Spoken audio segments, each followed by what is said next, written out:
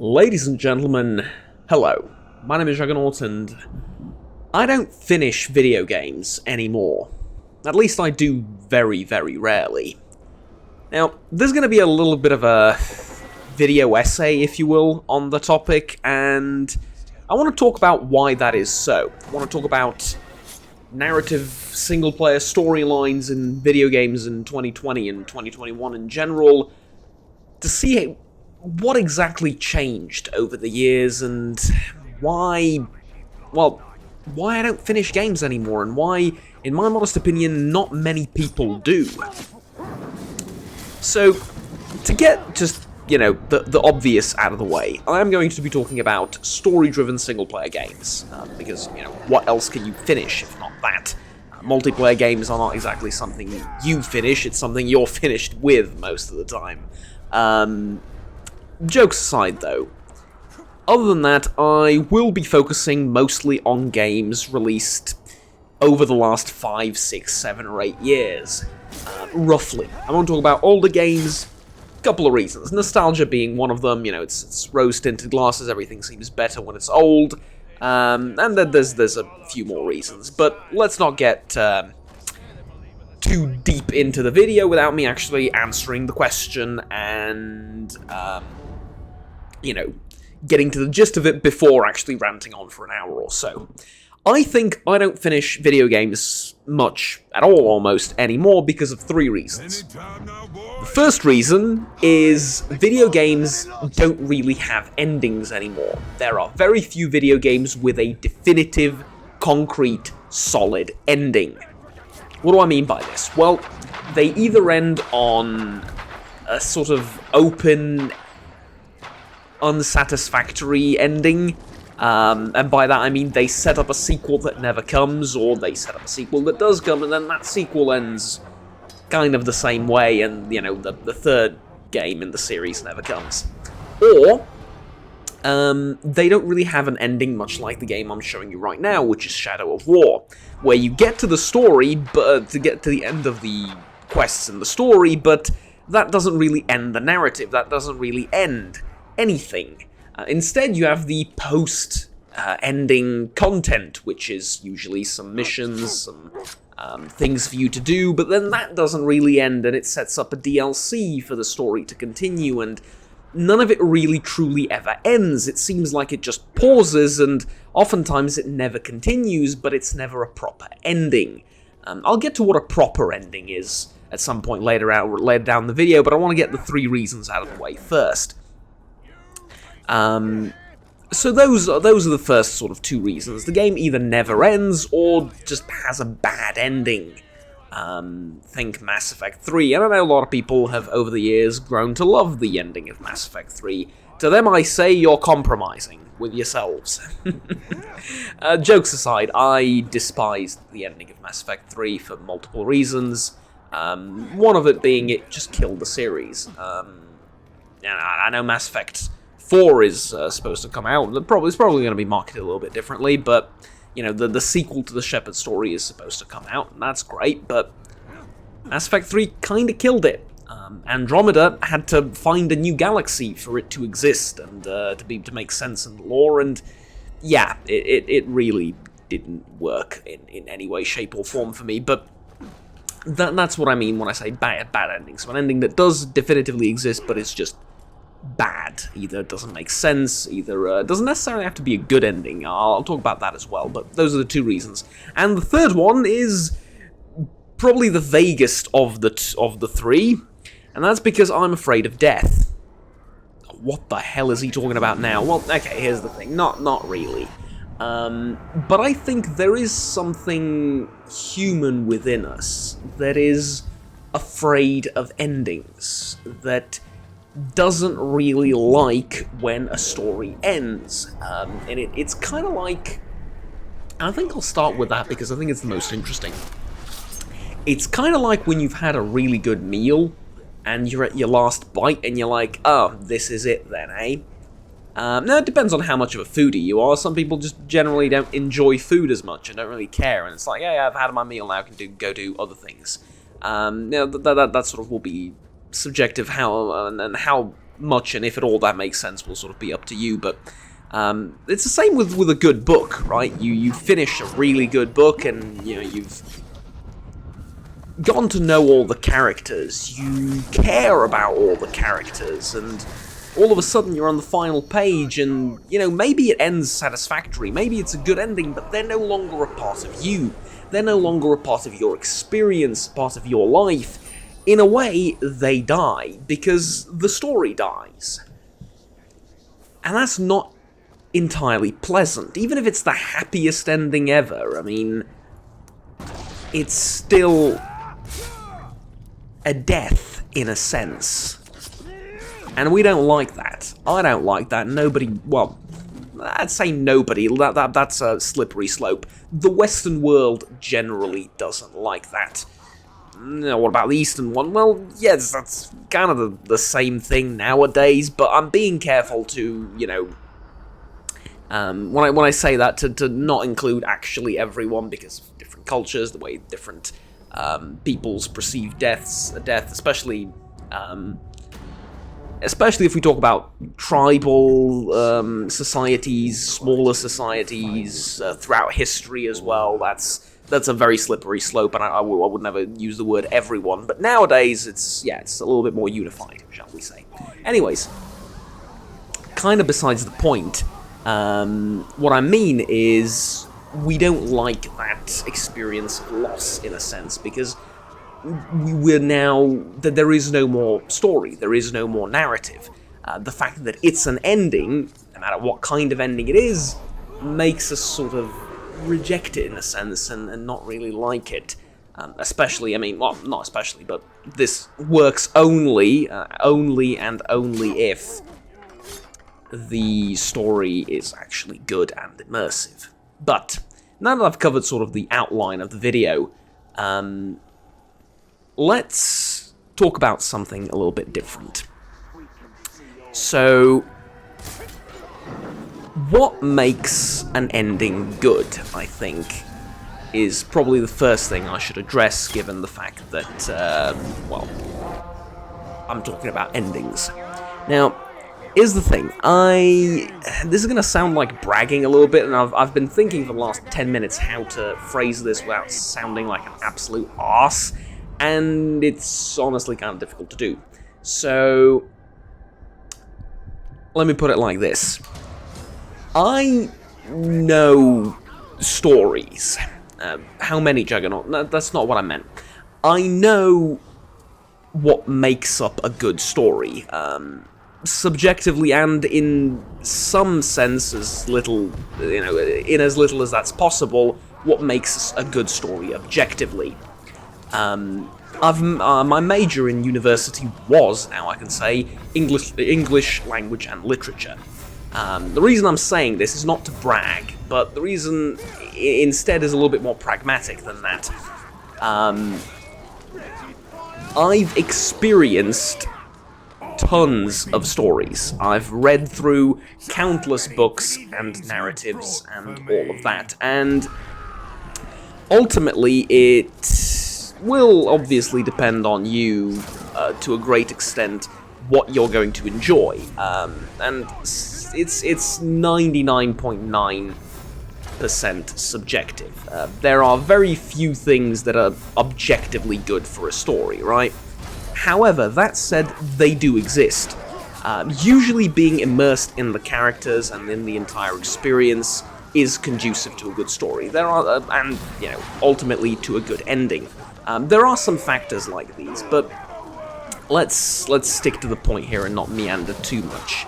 The main point being this.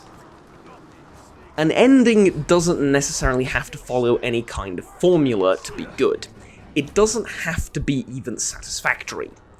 It doesn't have to be a good ending in the sense of positive, right? It doesn't have to be a happy ending. However, an ending necessarily doesn't even need to end something particularly like a narrative. You can set up a sequel and have a good ending. Generally speaking, what makes up a good ending is an acceptable sense of end. That's a horrible way of phrasing it, isn't it? But it's true. What makes up a good ending is an acceptable sense of either pausing the storyline or not really having the need for it to continue anymore, right? I'll give you a couple of examples. There are open endings, and they're not bad by any stretch of the imagination. Matter of fact, quite a lot of endings in literature in general are open endings. Now, does that make them inferior in any way, shape, or form to endings that are not open? No. Sometimes it makes them superior. However, there is a difference between an open ending and the way something like this game ends. The one I'm showing you right now. But if you haven't played it, I won't spoil it. And the difference is, in an open ending, you still have the final act. You have the wrapping up, the finalization of the narrative, and the point of the narrative. Now that point could be that life is pointless. You know, that is a legitimate point. That can exist. Fair enough. The point of the whole sort of narrative and its finalization could also be something else, like, we don't know what happened. We don't know who, I don't know, the murderer is in the end. You're going to have to figure it out. But at the very least, we've come to the end of the investigation. Obviously, I'm talking about, like, very specific things here. For example, detective novels, think Sherlock Holmes or something along those lines. Yes, of course. But not only that, it works for pretty much everything else. It works for any kind and any type of story you might imagine. There is this sort of sense of finalization, and this is what's missing in both games with no endings and games with bad endings. Now, I've ranted on and meandered a lot over the last 10 or so minutes. Now let me get back to the point. Too many games nowadays do not have an ending in the sense of they either set up a sequel. I already mentioned all of these things, I won't repeat myself, but why is that the case? Well, it's fairly pragmatic, honestly. Games made by companies. Shocking, I know. Companies exist for one reason and one reason alone, and anyone who tells you otherwise is naive at best, lying to you at worst. Companies exist to make money. And there's nothing wrong with that. There's nothing inherently good or bad about that. That's just the way the world works. Companies exist to make money. They will do, most of the time, everything to maximize their profit. Of course, given, provided that it is within moral and legal boundaries. Not that stops people in general all the time, but, you get the point. That's generally how the world works. And putting a final stop at the end of any kind of story or narrative automatically disables any opportunity for a sequel, right? I've finished 3 games recently. Now, I say that knowing full well what the title of the video is, because over the course of the last 10 years or so, maybe I've finished 6 or 7, which, depending on how many games you play, it might sound like a lot, but for me, it really isn't.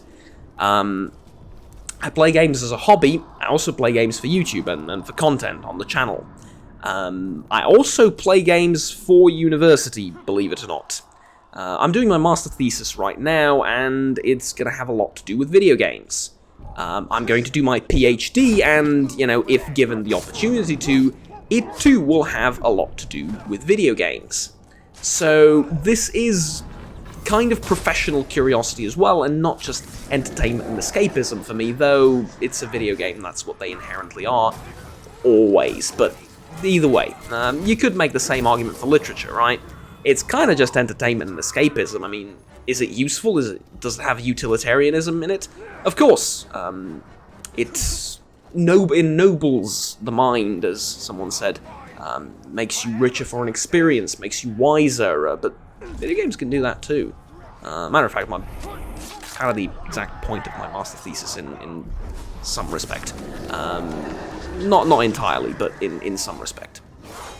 My point being, though, we've meandered way off target now. I apologize. I'll try and focus a little bit more. This will be a lengthy video, though. I mean, you can probably see by the length of it, but I do recommend that you grab yourself a drink if you want to listen through the entire thing, and something like this intrigues you in any way, shape, or form.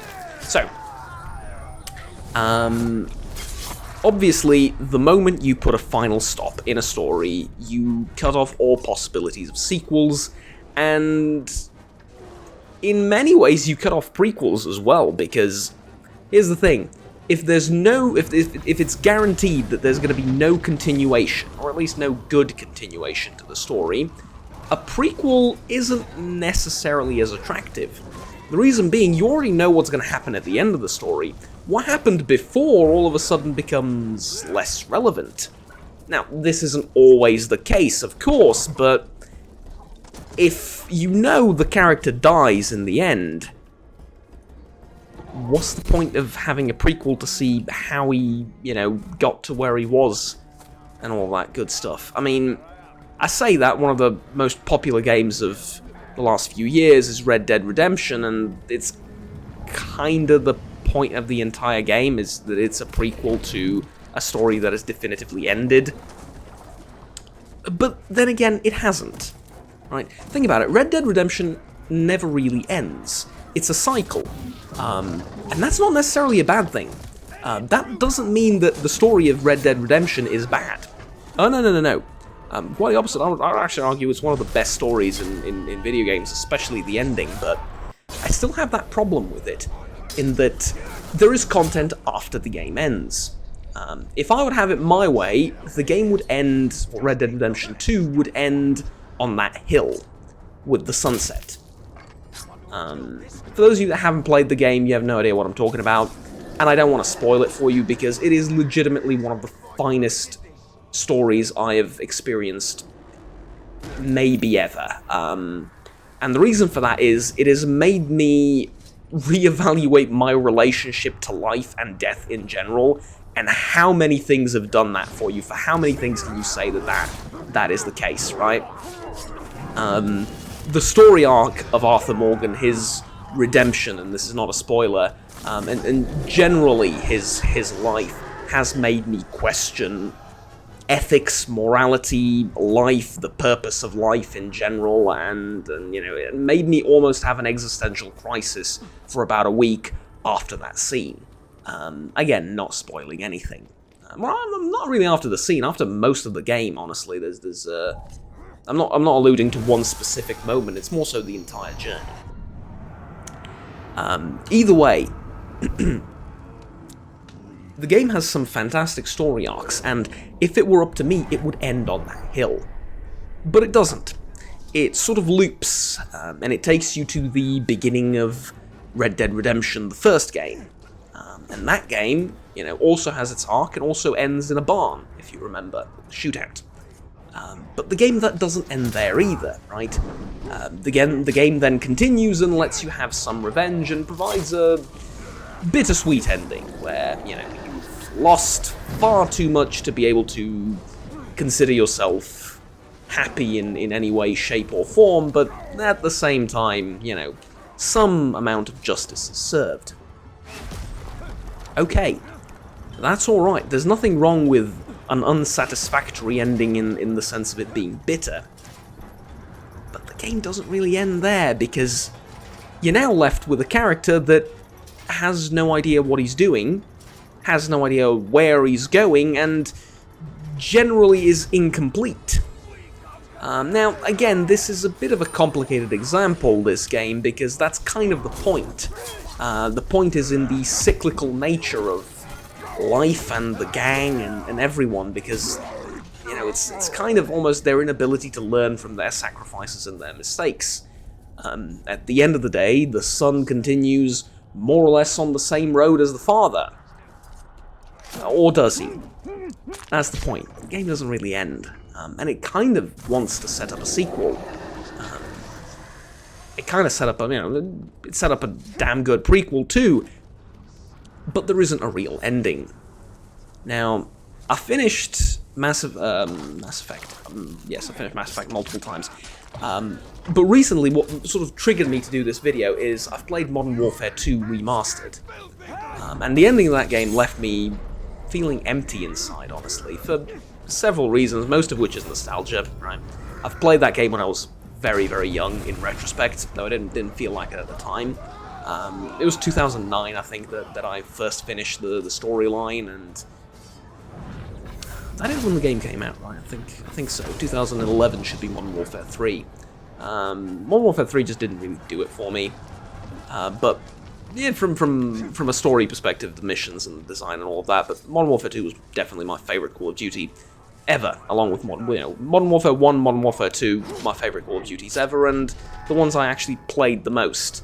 I played Call of Duty 2, I've played the original Call of Duty, those were all fine and good, but those two definitely my favorites, and I've spent the better part of my childhood playing them. And with Modern Warfare 3, you have a ending. A definite ending where you know it's all over. And this is coming from Activision, right? The company renowned for its 5 billion sequels of Call of Duty. Now, the good thing about it is, they can get away with it with a definitive ending because they can just reboot the story and tell it with different characters and still have it be Call of Duty. The essence of Call of Duty is not necessarily the characters and the storyline, it's much more so the gameplay, the shooting, the multiplayer obviously, and you know, there's other things too. So they can get away with having, you know, definitive endings, but it was satisfactory, and it wasn't happy in the slightest, because, well, I think it's a game from 2011, I can spoil it, even though it's not necessarily the most eloquent game ever. It doesn't necessarily tell you, you know, the most profound story about mankind or anything. It tells you a story about a fictional, impossible, and kind of silly war, and yeah, that's all fine and well, but it also tells you a story about loss, and quite a bit of loss, because at the end, everyone dies. Oh yeah, at the end of Modern Warfare 3, something you may or may not have considered at the time, everyone dies except Price. And what you're left with is a broken man who sits down at the end of the final scene when he kills Makarov and goes, right, what now?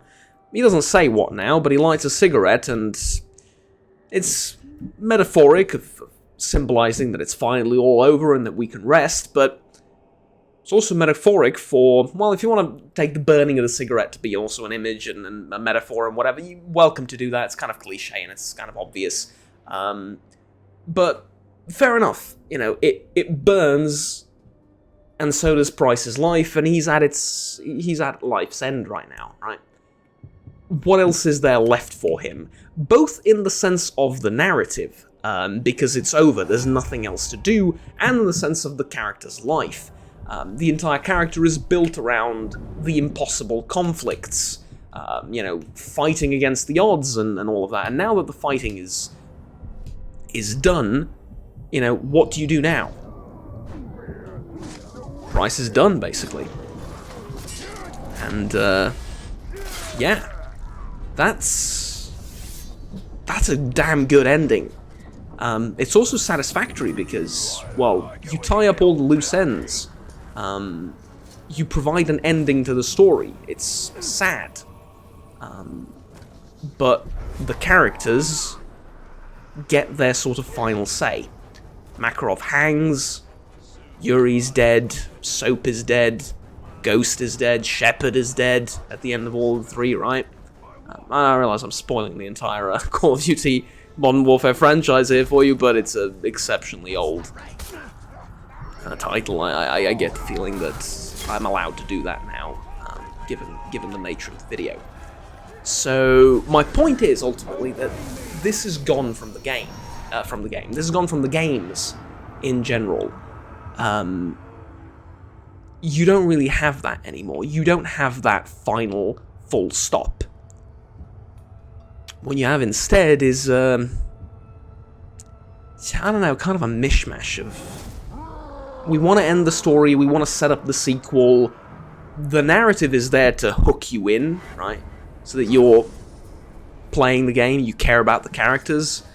How the narrative ends, though, is an afterthought nowadays, it seems like. And I'll take this game, for example, as well, Shadow of War, right? I don't think anyone is necessarily happy with the ending. Well, there is the true ending, in which certain things happen, and the storyline of the main protagonist here is resolved, and okay, that's fine. But it's fine because it directly ties into the story of The Lord of the Rings. And in that sense, you get a satisfactory ending, but I would call that cheating. Because you're not providing the ending, you're just tying in your narrative with The Lord of the Rings and having that be the ending. You're having Tolkien write the ending for you after his death, which is kind of morbid, but, you know, that's what you're doing. You haven't really provided the ending yourselves, you've just sort of tied it into Lord of the Rings. Which I'm not saying there's anything wrong with that, I'm just saying that for the purpose of this video is not entirely the point. Right, that's not the kind of ending I'm talking about. I'm talking about a original narrative in a video game, not one that just, you know, does something slightly different to Tolkien and then sort of, you know, latches onto the story and is like, okay, yeah, that's, you know, the ending is the same, both for this story and for the you know, for the books and for the movies. Questionable. Not really what we're looking for here, or at least what I'm looking for here. But what it does do is it lets you play after the ending. It lets you do endless waves upon waves of missions, defending your castles and all of that, and there's nothing wrong with that, right? I mean, this is the end game right here. I've finished the storyline, now I'm doing this. It's fun, don't get me wrong. It's fun, but there's no sense of completion. The game then set up a DLC, and the DLC came out. The game set up another DLC. 2 DLCs came out for this game. One was relevant to the story, the other one was not, but, you know, that's besides the point. There is no real sense of completion. And again, I don't want to spoil this, but at the end, Talion doesn't become a Nazgul. Talion doesn't get his revenge, but Talion also isn't defeated. He doesn't succumb. His entire sort of story arc ends, but also doesn't end. The struggle continues. In the 3rd game of the sequel of the series, maybe. In another piece of DLC, maybe. And then, you know, eventually that piece did come out and focused on an entirely different character and sort of let Talion be a pawn once again, which isn't necessarily a bad thing, but it's not an ending. Right? I would argue Shadow of War doesn't have an ending. It you know, for its true ending, it sort of latches onto Tolkien, where something happens. But here it's like you're sort of left halfway through the final act, and it's not an open ending where you're allowed to sort of fill in the gaps, you know? No, it's just the lack of narrative. The narrative abruptly stops. And that's frustrating, that's infuriating, that's why I don't finish games anymore. So yeah. I mean, if you wanted to do a story where Talion is forever cursed to stay in Mordor, and continue the endgame content, to endlessly fight orcs until the events from Lord of the Rings happen, you know, and then he's finally freed, and then that's the true ending, fine. That could have been the ending to the game, but that's not the ending to this game. No, the ending to this game had to do with the She-Elf DLC. And then, what that did was it just confused things further, right? Because what you had going was a sort of setup where we're almost at that kind of ending where, you know, the main character is cursed to forever continue this until the movies or until the books. Even though there's many changes in the lore in this game compared to the books and the movies, I understand that, but, you know, we'll let it slide. And yet, you know, we didn't get that either. We didn't get that either because we needed more DLC, and then we're probably going to need a third game in the series, and then the ending is going to suffer. As a result, the ending had to suffer as a result. Yeah, that's the price of sequels. And don't get me wrong, I love sequels. It's a chance to improve upon a good game, if the game is good. It's a chance to expand the storyline. It's a chance to tell a longer story, a more grander narrative, a more deep, profound narrative that people care about, due to the fact that, you know, you've spent dozens, if not hundreds of hours with these characters. I'll give you an example from Mass Effect, which is a game I'm also playing for the channel. If you just take a look at the cutscenes, or the main cutscenes from Mass Effect, you wouldn't exactly care about any of the characters. I mean, Garrus is a great guy. Liara is the love of my life, in virtual form. Well, at least she was when I was younger. Now I haven't played in a while. I'll see how that sort of entire story aged. But the point is, there's a high level walk. Yes, on the one hand, there is a interesting backstory for every character, but at the same time, it's kind of brief. And I wouldn't really care about a lot of those characters were it not for the time that we spent together. This is why sequels are great. Because what happens now is I care about all of those people out there. Partially because of the storylines and the character arcs and their development, all of that. But a large part of why I care... Sorry, I'm not going to edit any of this out if I make pauses and stuff, and it'll just keep going. I'll treat this more as a podcast, right? A large part of why I care about them is the amount of time we spent together. It's not just the heart-touching missions where they tell me their backstory and where they save my life or something along those lines. No, it's not just that. It's the boring missions, right?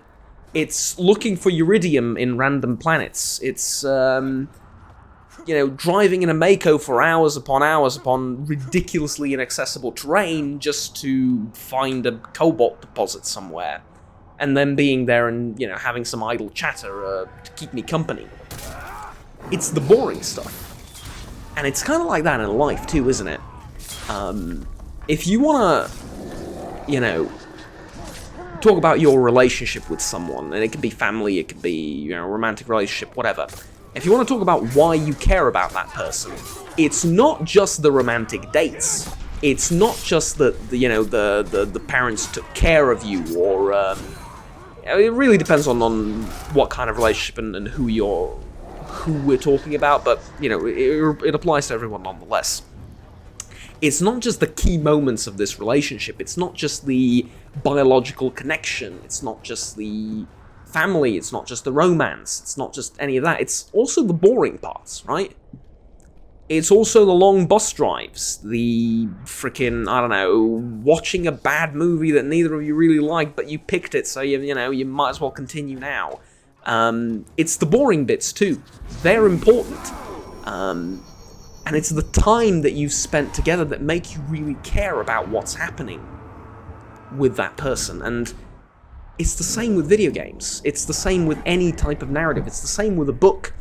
The reason you care about Frodo, and the reason you're so shocked when Gandalf dies, is not because he's a wizard and he's powerful and he's kind of fun and he died. No, it's because you've been reading about him for 300 pages and now he's dead and you're like, oh shit, a part of me died along with him. And it's the same with Game of Thrones, for example, you know, sort of natural continuation to Tolkien and not necessarily even in spirit or anything, but, you know, GRRM, well, George Martin, if you will,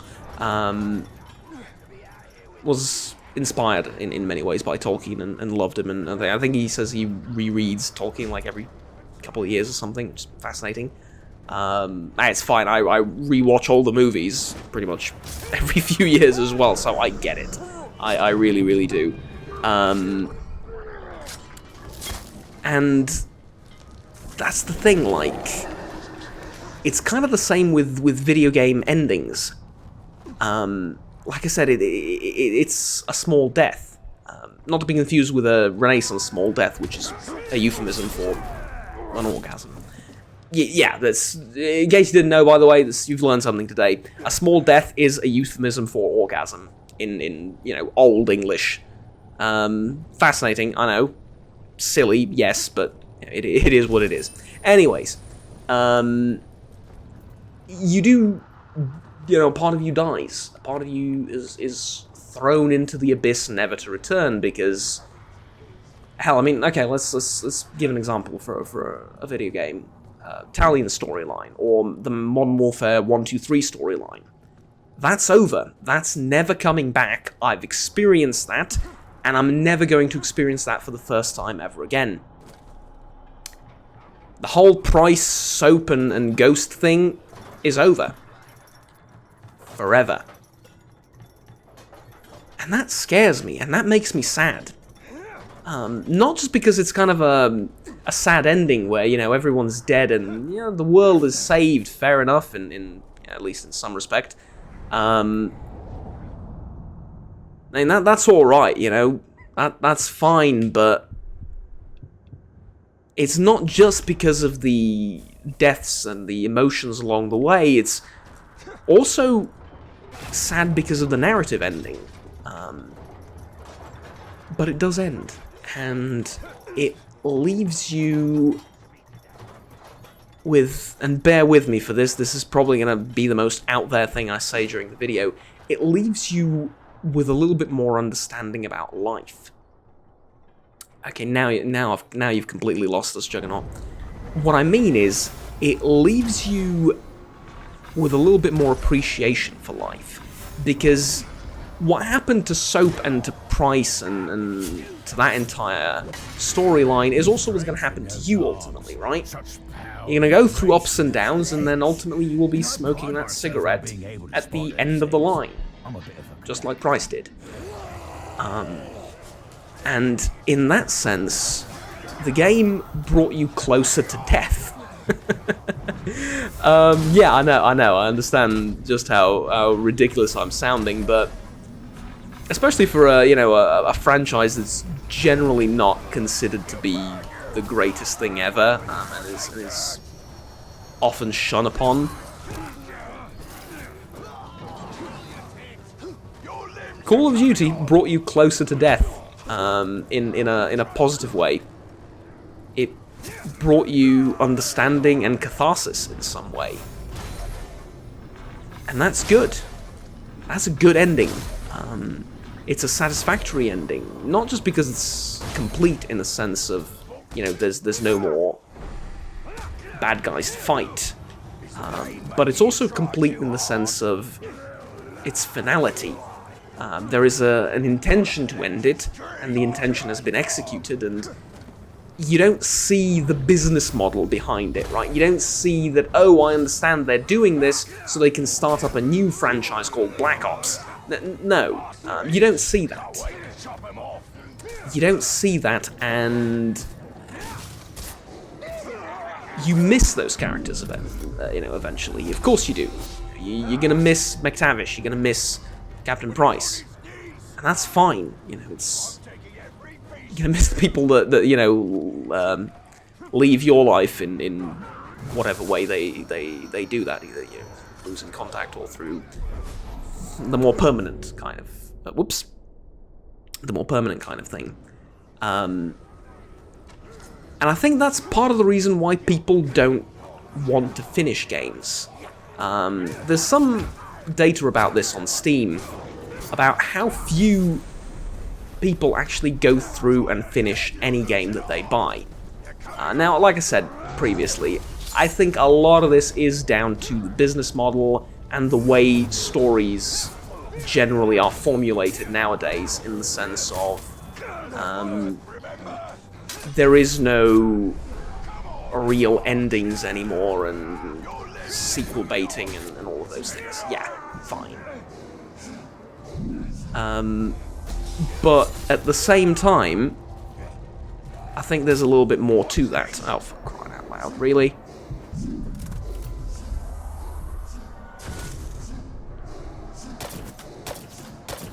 There we go. Speaking of death and endings. But your arms will, and your legs. So yeah, there we go.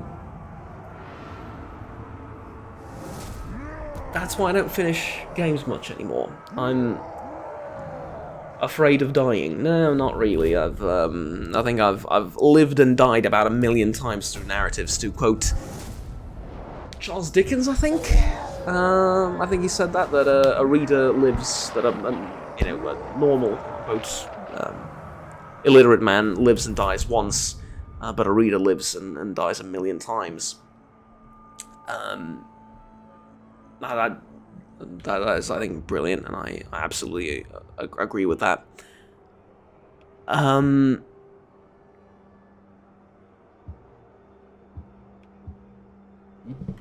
Distracted.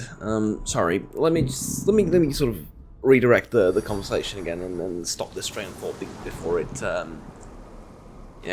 grows a life of its own and turns into a whole separate video. So a couple of games that I have finished recently. Shadow of War. I've replayed Modern Warfare 2, which I don't really consider finishing, considering it's a childhood thing. I know how the story ends, and I don't really think it counts the same way, but fine. I finished that too. I finished Mafia, the remastered Mafia 1, right? And again, does it really count, considering it's the same story as the game from, was it more than 20 years ago now? I wouldn't say that it truly counts. A couple of games that I have finished, though, that are new. Jedi Fallen Order. I finished that. And actually, not only did I finish that game, I 100%ed it as a challenge to myself. The reason I'm saying that is because I haven't finished, at that point, when I've played Fallen Order, I haven't finished a game in years, probably. And I wanted to do it. More so for myself, and just to prove that I can, than anything else. But prior to that, I don't remember actually finishing a game. I've played some strategy games that I've quote-unquote finished, but that you can't expect me to pretend that counts in any way, shape, or form. So, other than those, what else have I actually finished? For the life of me, I don't remember. For the life of me, I don't remember. There had to be something else that I've played since 2015-16 that I've finished that I remember. But no. Even stuff for the channel. Divinity. Haven't finished it. There was also that game by, and I've completely forgotten its name at this point, but the ones by the same developers as Fallout New Vegas, the one in space with corporations and stuff. Yeah, I've completely forgotten the name of it. I'm sorry. But I haven't finished that one either, and probably won't. Originally for the channel, it was supposed to be on hiatus for a few months, and then or a month or two, and I would get back to it. But I honestly have no willpower or energy to finish that game. I don't know how it ends, but I suspect it's much the same way as video games nowadays end, even though that game had a good storyline.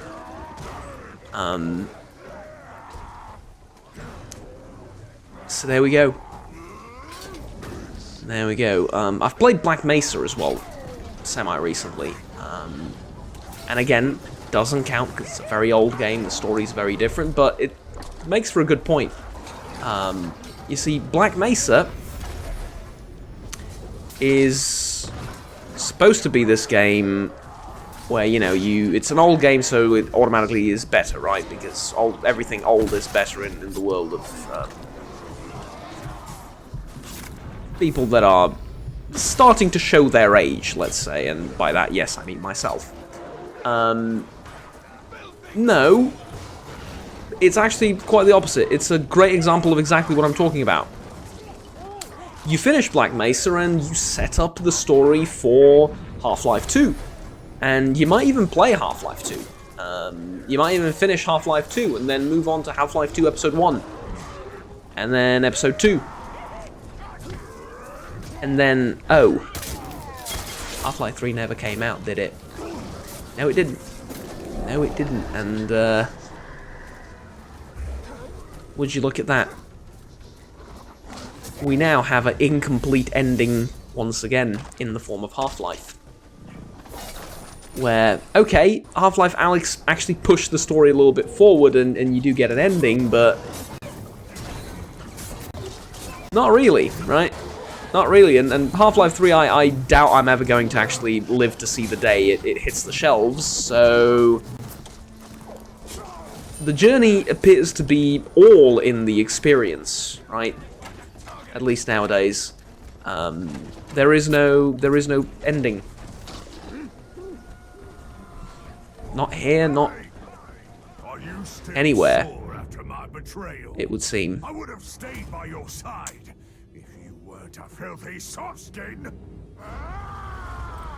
So what the hell do we do with that information? I don't know what to tell you. I don't know what to tell you. It's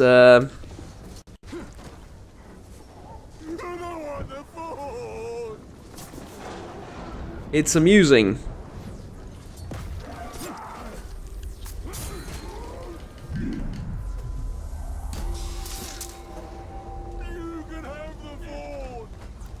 But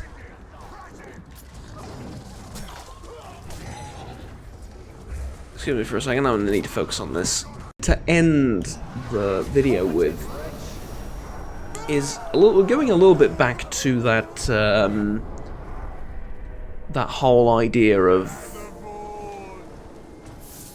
the end of a narrative being in part a death of a part of ourselves, and the fear of this end of something that we've spent, you know, a lot of time in, and something that we've emotionally invested ourselves in. Sorry, ending. You know, the fact that we're sort of afraid of that, and perhaps that's why we choose not to let those narratives end. At least I think that's kind of subconsciously a part of why I don't finish games. And I can't be the only one, right? I think just a lot of people don't really think about it if they're really invested in something. Bad signs today. It's... I don't know. Because at the same time, I will not for a minute pretend like you don't have this urge and drive to find out what happens in the end, you know, how it all ends. But at the same time, you don't want it to end. It's kind of a paradox, right? You want to get to the ending because you know what, you want to know how it all ends. You want to know what's beyond the horizon, quote unquote. You want to see where this leads. But at the same time, in knowing that it, you know, ultimately leads to the end, you don't want to get to the end. And I guess the compromise is something like this, you know, a game that doesn't really ever end. And that's no good because it damages the narrative. it damages the storytelling potential. So I mean, hell, it damages the immersion. It damages damn near everything. And that's kind of fascinating.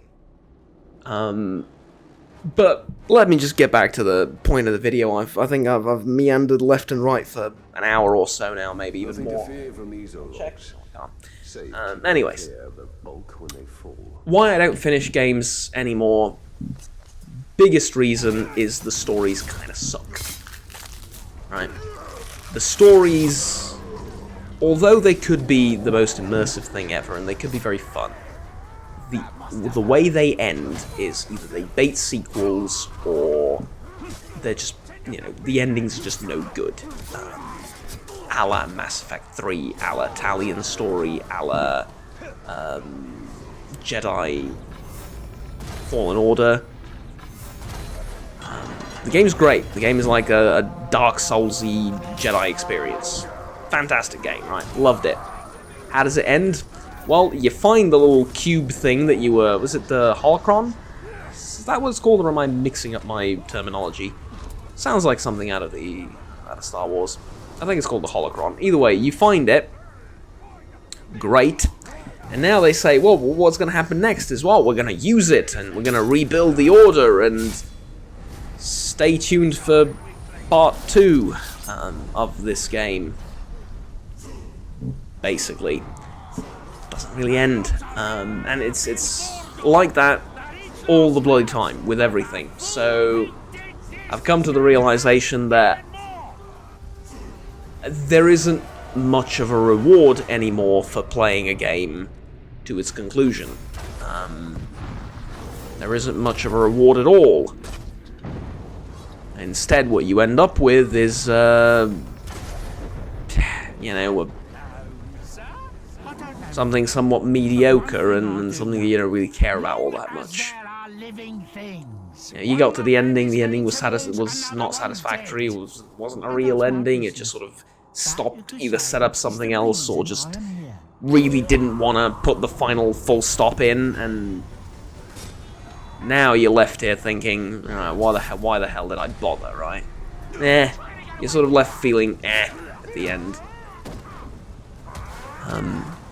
And that's no good. So I think a part of the reason is that, part of the reason is the games just don't end. You don't know where to sort of pull the plug, as it were. Because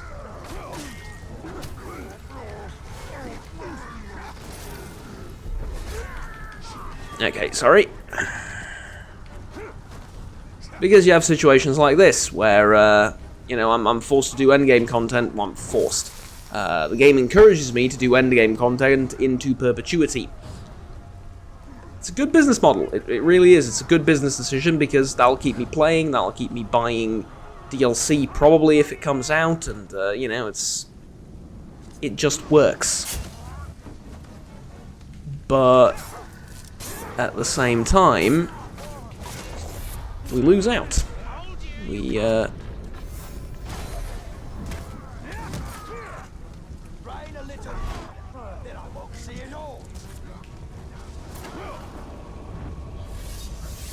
We definitely lose out. Alright.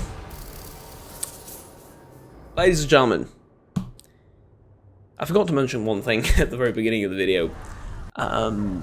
Everything I just said, I firmly believe. I also firmly believe that once upon a time, games used to be made for the art of it.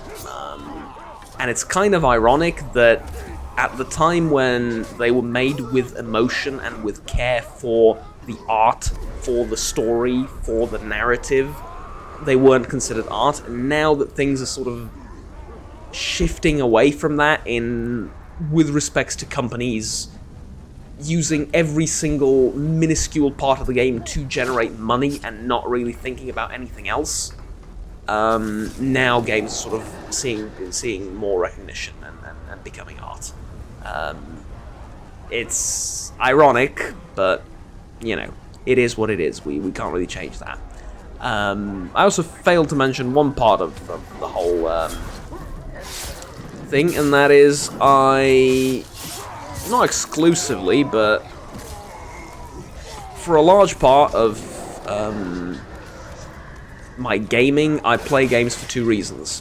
One of which, majority of which, is YouTube, creating content for them. The other one is for personal pleasure. Now, I haven't played many games for personal pleasure. I do occasionally, because honestly it's like I get a kick out of it. I need it. I finish school, I finish doing something important or whatever, and I need some relaxation and escapism, and I need to do it when I'm not recording, because, you know, otherwise it's not really relaxing, is it? Most of the time. And yes, I do play for personal pleasure as well sometimes, but mostly it's for content. Why am I saying this? That's also part of the reason why I don't finish games anymore. And something that, if I remember right, Total Biscuit first talked about, rest in peace, years ago, years and years ago actually. He said, I don't finish games anymore. I don't remember the last time I finished a game because I don't have time. I have content to make, and me finishing a game is not exactly content, right? So it's hard to actually finish a story and all that. So it is part of the reason as well, but probably the smallest part of the reason, because I do find time to play stuff for myself. And enjoy games. I do find time for that in between uni and all those things, so, and work. Yeah, actually, I have a job now, so I haven't talked about that, but it's it just takes away like a couple of hours every week, so it's not really not a full-time job. It's not exactly all that important or time-consuming, so I didn't really mention it anywhere. But that also plays into the reason, I would assume, partially, but you know, it's a small part of the whole thing. In actual fact, it's I think a lot more of it is down to the other things that I mentioned. Anyways, thank you very much for watching. Tell me what you think. Tell me what you think about game endings and how they've changed, if they've changed over the years, and in comparison to how they were previously. I think there's been a massive shift, honestly, in the way stories end, and I don't think it's necessarily been for the better. So yeah, anyways,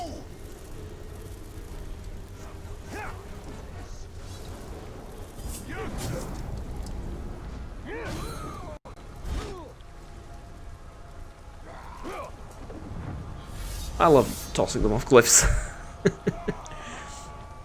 Anyways, I think that'll be it for now. Thank you very much for watching.